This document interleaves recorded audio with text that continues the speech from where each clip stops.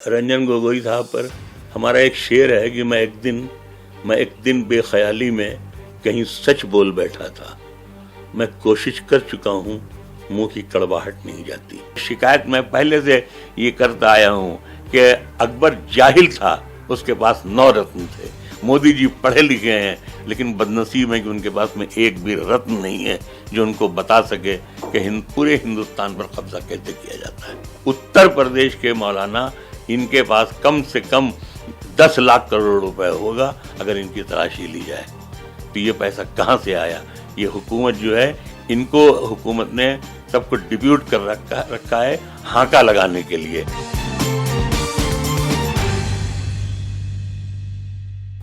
रंजन गोगोई साहब पर जो हमने बात कही, वो जैसा उसकी शब्दावली सख्त हो गई, लेकिन ये है कि शब्दावली का प्रयोग करना भी शायर ही जानता है। मैं 50 साल से शायरी करता हूँ और हम नर्म लहजे के शायर कहलाते हैं। हम माँ पे शायरी करने वाले लोग हैं। हमारे लहजे में शाइस्तगी हमें चल रही है और शाइस्तगी का दामन हम नहीं छोड़ते हैं। लेकिन अंग्रेज़ों ने ये तो बता दिया था कि कानून की देवी अंधी होती है, लेकिन शायद वो ये बताना भूल गए हम हिंदुस्तानियों को कि कानून बनाने वाले या फैसला करने वाले अंधे नहीं होते हैं, उनकी आंखें होती हैं। अब उस पर यह है कि साहब माफ़ी मांगिए। माफ़ी तो मैं नहीं मांग सकता हूँ। हाँ, ये शर्मिंदगी का इजहार ज़रूर कर सकता हूँ कि मैंने बहुत शब्दावली का जो प्रयोग किया वो सख्त किया, लेकिन मैं किसी भी लफ्ज़ पर शर्मिंदा नहीं हूँ। और जो हुआ वो अच्छा नहीं हुआ। इसलिए अच्छा नहीं हुआ कि रात में आप वहाँ से रिटायरमेंट लेते हैं, सवेरे नहा धो करके आप राज्यसभा की मेंबरी ले लेते हैं। क्या ये अच्छी चीज़ है? ये पूरी दुनिया को खुद अपने ज़मीर से फैसला करना, मोदी भक्त हो या कोई भक्त हो, इससे कोई नहीं है। सबसे बड़ा फैसला इंसान का ज़मीर करता है कि क्या ये मुनासिब है, क्या ये अच्छा लगता है। तो ये जो भी हुआ वो अच्छा नहीं हुआ। तो हम तो कहीं से गुजर रहे होते हैं, गौचा भी जाते हैं और नमाज पढ़ लेते हैं। तो ज़ाहिर पूरा हिंदुस्तान हमारे लिए एक मस्जिद की हैसियत रखता है। लेकिन अगर मस्जिद शेप और साइज की जो बनाई जा रही है, वो सरकार की ज़मीन पर नहीं बनना चाहिए। जब वहाँ से जब मैकदा छूटा तो फिर अब क्या जगह की कैद?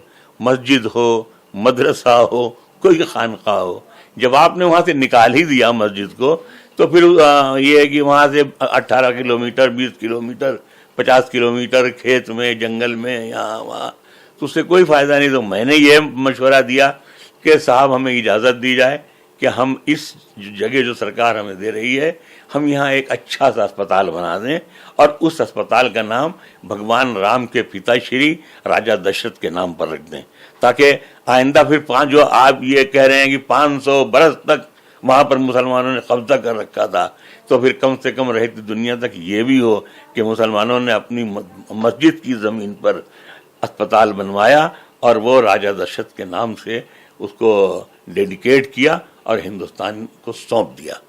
जहाँ तक मस्जिद बनवाने का सवाल है, मैंने कहा कि मैं गरीब आदमी हूँ और मेरे पास रायबरेली में मेरी पुश्तैनी ज़मीन पड़ी है, 5.5-6 बीघा ज़मीन सई नदी के किनारे। रायबरेली एक तारीख़ी शहर है। एक तरफ अगर मलिक मोहम्मद जायसी जो हिंदी कविता के मंगलसूत्र की हैसियत रखते हैं, एक तरफ आचार्य महावीर प्रसाद लेटे हुए हैं, एक तरफ मौलाना अबुल हसन अली नदवी, जिनको खाने काबा की चाबी दी जाती थी, जो हिंदुस्तान के लिए फ़ख्र की बात है कि वो एशिया के 18वें आदमी थे जिन्हें काबे की चाबी दी जाती थी। वो वहाँ आराम फरमा रहे हैं, उनकी खानका वहीं पर है। उसी के सामने नदी के किनारे हम ज़मीन दे रहे हैं, वहाँ मस्जिद बनवा दीजिए आप। वहीं औरंगज़ेब की बनवाई हुई सचमुच की आलमगीर मस्जिद भी है। तो ये गांव में, खेत में, जंगल में बनवाने से मस्जिद का कोई फ़ायदा नहीं है। अगर आप मस्जिद की यूं ही मस्जिद बनवा नहीं चाहते हैं तो फिर चलिए हमारी मस्जिद गलवान में बनवाइए। गलवान का नाम हम बदल कर गुलवान कर देंगे, यानी फूलों वाली जगह। और वहाँ जब हम नमाज पढ़ेंगे तो जंग भी करेंगे और चीन को हम हिंदुस्तान के इस इलाके में 1 इंच तक आने भी नहीं देंगे। मैंने जब अवार्ड वापस किया था, साहित्य अकेडमी अवार्ड, तभी मैंने ये कहा था कि इखलाक की मौत हुई थी। میں نے کہا کہ یہ جب ایوارڈ واپس کر دیا تو میں نے یہ کہا تھا کہ اس پر کسی چینل پر کہ اگر مودی جی میرے ساتھ اگر اخلاق کے گھر چلیں اور وہاں جا کر صرف 2 بول محبت کے بولیں اور اس شرمندگی کا اظہار کر دیں کہ ہم اس ملک کے پردھان منتری ہوتے ہوئے بھی ایک معصوم آدمی کو نہیں بچا سکے، تو یہ جو 20 کروڑ مسلمانوں کے ووٹ کبھی کانگریس، کبھی سپا، کبھی بسپا، کبھی ادھر، کبھی ادھر، کبھی نالیوں میں پڑے ملتے ہیں، یہ سب کے سب ووٹ جو ہیں وہ بھارتیہ جنتا پارٹی میں چلے آئیں گے، کیونکہ مسلمان نے کبھی کسی داڑھی والے کی فرمائش نہیں ہے کی ہے۔ جناح کے بعد ہندوستان کے مسلمانوں نے ہمیشہ ہندوستان میں ایک ایسا لیڈر چاہا جو ہندوستانی ہندو ہو۔ ہم نے نہرو کو پردھان منتری مانا، ہم نے اٹل بہاری واجپئی کو مانا، ہم نے اپنا لیڈر ملائم کو مانا، لالو کو مانا، اندرا گاندھی کو مانا، جتنوں میں بہگنا جی کو مانا، سبھی کو لیڈر مانتے ہیں، اور ہم اپنا لیڈر مودی جی کو بھی مانتے ہیں۔ لیکن صرف شکایت میں پہلے سے یہ کرتا آیا ہوں کہ اکبر جاہل تھا، اس کے پاس 9 رتن تھے۔ مودی جی پڑھے لکھے ہیں لیکن بدنصیب ہے کہ ان کے پاس میں ایک بھی رتن نہیں ہے جو ان کو بتا سکے کہ پورے ہندوستان پر قبضہ کیسے کیا جاتا ہے۔ ان سب کے کہیں نہ کہیں کچھ کچے چٹھے ہیں۔ یہ پارٹی سب کے کچے چٹھوں کا وقت البم بنا کے رکھے ہوئی ہے، تو دوسروں کو بولنے ہی نہیں دیتی ہے، وہ چپ ہو جاتے ہیں، نہیں بولتے ہیں۔ لے دے کر کے کانگریس اکیلی جو ہے وہ بیچ میں اڑی ہوئی ہے، تو صرف کانگریس اکیلے اتنے بڑے جھگڑے کا مقابلہ نہیں کر سکتی ہے، اور یا تو یہی ہوگا کہ جو صورتحال ہے، جو دیکھیے اب بھارتیہ جنتا پارٹی کا مقابلہ صرف ایک پارٹی ہندوستان میں کرے گی، اور وہ ہے غریبی۔ ہمارا گھر جلے، ہم قتل ہوں، مجرم بھی ہم ٹھہریں، جہاں میں ناتوانوں کا یہی انجام ہوتا ہے۔ اتر پردیش کے جو حالات ہیں یہی رہیں گے، کیونکہ یہاں ہر گھنٹے ایک نئی پارٹی بنتی ہے، ہر ہفتے ایک نیا اعلان پارٹی کرتی ہے، ذات پات میں سب میں بٹے ہوئے ہیں۔ یہاں کے عالم جو ہیں بہت بے ایمان، تاجروں سے زیادہ بے ایمان اتر پردیش کے عالم ہیں۔ لکھنؤ جو ہے وہ بے ایمان عالموں کا گڑھ ہے، راجدھانی ہے۔ ان میں جرت نہیں ہے، یہ خود بے ایمان ہے، یہ خود رشوت خور ہیں، اپنی فائلیں لے جا کر کے، چاہے یوگی جی ہوں، چاہے جو ہوں، ملائم ہوں یا جو بھی ہو، ان سے اپنی فائلیں پاس کرواتے ہیں، باہر نکل کے کہتے ہیں کہ میں نے سب بول دیا، اب مکھ منتری جی نے کہہ دیا ہے سب ہو جائے گا۔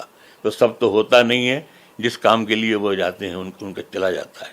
ہم تو یہ کہتے ہیں کہ بھئی اگر یہ بہت ایماندار پارٹی ہے تو ایک بار یہ مسلمان مولانا جو سو کالڈ کہلاتے ہیں، ان سب کے یہاں ای ڈی کی بھیج کر ان کی تلاشی لی جائے کہ ان کے پاس اتنے پیسے کہاں سے آئے۔